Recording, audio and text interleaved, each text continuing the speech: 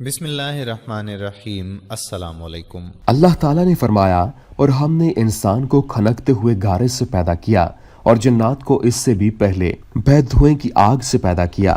ارشاد باری تعالیٰ ہے، بے شک ہم نے انسان کو بہترین انداز میں بنایا ہے۔ سورہ وتین۔ حضور اکرم صلی اللہ علیہ وآلہ وسلم کا ارشاد مبارک ہے، انسان اپنی خلقت میں سب سے اشرف ہے، خوبصورت اور وضاحت میں دنیا کی کوئی چیز اس کے مد مقابل نہیں۔ اسلام کا نظام حیات، جنات بھی اللہ کی مخلوق ہیں جنہیں انسان کی پیدائش سے قبل پیدا کیا گیا تھا۔ شیخ تقی الدین ابن تیمیہ فرماتے ہیں کہ کسی نے بھی جنات کے وجود کا انکار نہیں کیا۔ اکثر کفار بھی ان کے وجود کے قائل ہیں، کیونکہ جنات کے وجود سے متعلق انبیاء کرام کے ارشادات حد تواتر تک پہنچے ہوئے ہیں۔ جاہل فلسفیوں کی معمولی جماعت کے علاوہ جنات کا کوئی بھی انکاری نہیں، جن کے معنی چھپے ہوئے یا پوشیدہ کے ہیں۔ جس لفظ میں جیم اور نون ایک ساتھ آتے ہیں ان پر تشدید بھی لگی ہوتی ہے، تو اس میں پوشیدگی کا عنصر ظاہر کیا جاتا ہے۔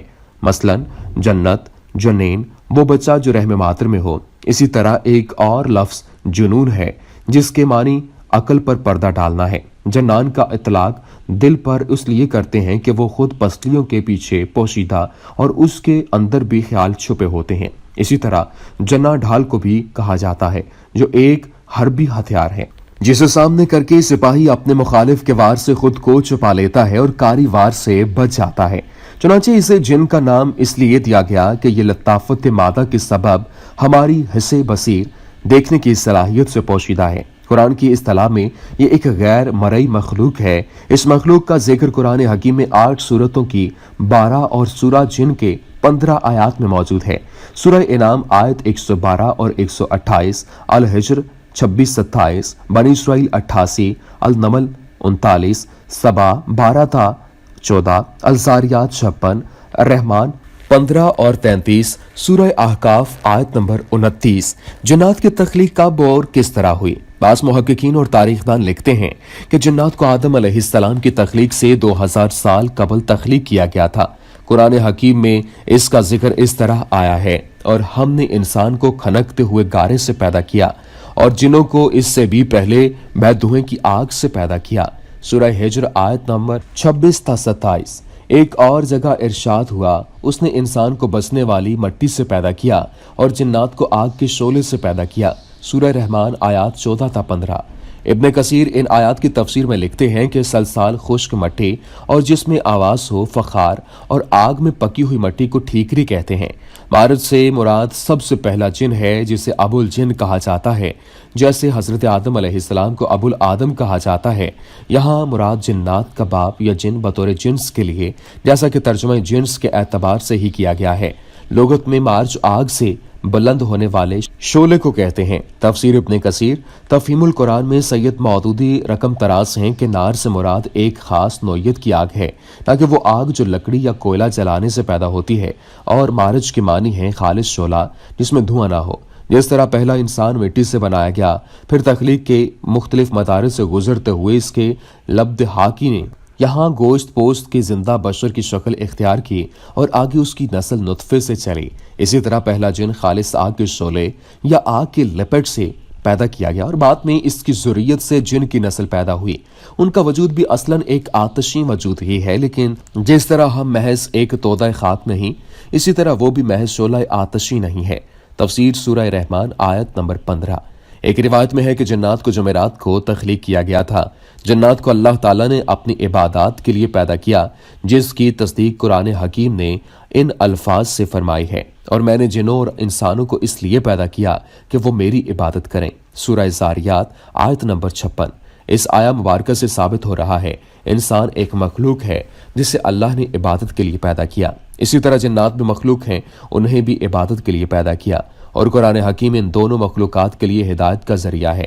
اہل عرب دور جاہلیت میں بڑے تو ہم پرست تھے، 360 بتوں کی تو وہ پوجا اور پرستش کرتے ہی تھے، اور اس میں شدت کا یہ عالم تھا کہ ہر خاندان اور قبیلے کا ایک الگ بت ہوتا تھا۔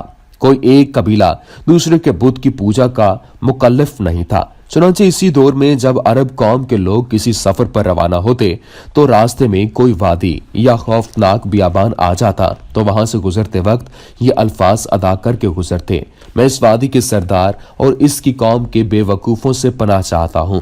ان کے خیال میں بیابانوں پر جنات کا تسلط تھا اور وہ جنوں کے سردار کی اس لیے پناہ طلب کرتے تھے کہ اس کے ماتحت بسنے والے جن انہیں اذیت نہ پہنچائیں۔ مطلب یہ کہ ان رسوم اور اقوال سے انسانوں نے جنات کو مغرور بنا دیا تھا۔ اس کے علاوہ اس مخلوق میں سرکشی و نافرمانی کا بھی مادہ موجود ہے، اور اس بنا پر ایسا ہونا بھی چاہیے، کیونکہ آگ کا خاصہ یہی ہے کہ وہ سر اٹھائے اور سوزش اور جلن کو نتیجے میں دکھلائے۔ جنات میں بھی نیک اور بد دونوں موجود ہوتے ہیں، اور بد نفس بھی۔ یہ مختلف روپ دھار کر روئے زمین پر وارد ہوتے ہیں۔ انہی میں سے ایک جن کا نام ابلیس ہے، جو انسان کی دشمنی میں اندھا ہو گیا اور اس نے نسل آدم کو بہکانے کے لیے قیامت تک کی مہلت لے لی۔ یہ وہی ابلیس ہے جس نے اللہ کے حکم سے سرتابی کی اور حضرت آدم علیہ السلام کو سجدہ کرنے سے انکار کر دیا تھا۔ اس کا ذکر قرآن حکیم میں اس طرح کیا گیا ہے، جبکہ آپ کے رب نے فرشتوں سے ارشاد فرمایا، میں مٹی سے انسان کو پیدا کرنے والا ہوں، سو جب میں اس ٹھیک ٹھاک کر لوں اور اس میں اپنی روح پھونک دوں تو تم سب اس کے سامنے سجدے میں گر پڑنا۔ چنانچہ تمام فرشتوں نے سجدہ کیا مگر ابلیس نے نہ کیا، اس نے تکبر کیا اور وہ تھا کافروں میں سے۔